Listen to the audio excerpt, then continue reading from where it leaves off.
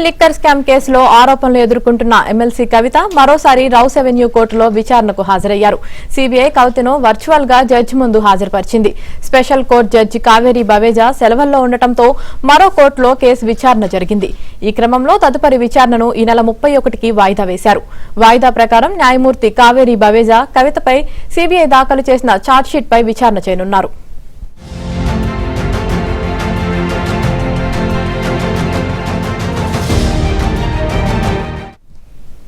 Delhi liquor scam కేసులో మరోసారి court ముందు ఎమ్మెల్సీ కవిత వర్చువల్ గా హాజరయ్యారు. ఇదే విషయానికి సంబంధించి మరింత సమాచారం మా ఢిల్లీ కరెస్పాండెంట్ సతీష్ అందిస్తారు. సతీష్, ఢిల్లీ లిక్కర్ కేసులో సిబిఐ కవితపై దాఖలు చేసిన ఛార్జ్షీట్ పై నేడు విచారణ కొనసాగింది. అయితే రౌస్ అవెన్యూ కోర్టుకు కవితను జైలు నుంచి నేరుగా వర్చువల్ గా హాజరుపరిచారు. అయితే special court judge Kaveri Baweja సెలవుల్లో ఉండడంతో మరో కోర్టులో కేసు విచారణ జరిగింది. అయితే విచారణను జూలై 31వ తేదీకి వాయిదా వేశారు. జూలై 31వ తేదీన కేసు విచారణ 10:30కు ప్రారంభం కాబోతుంది. అదే సందర్భంలో రెగ్యులర్ బెంచ్ అయిన జడ్జి కావేరి బవేజా ధర్మాసనం ముందు మరోసారి సిబిఐ దాఖలు చేసిన ఛార్జ్షీట్ లో కవిత యొక్క పాత్ర ఏంది, ఆ పాత్రకు సంబంధించిన అంశాలపైన సిబిఐ కూడా సుదీర్ఘంగా వాదనలు వినిపించబోతుంది. ఇప్పటికే సిబిఐ దాఖలు చేసిన ఛార్జ్షీట్ ని సైతం కూడా పరిగణలోకి తీసుకుంది. అయితే ఏప్రిల్ 11వ తేదీన కవితను మొదట తిహార్ జైల్లో సిబిఐ సుదీర్ఘంగా విచారించిన అనంతరం అరెస్ట్ చేసింది. అనంతరం జూన్ 22వ తేదీన ఒక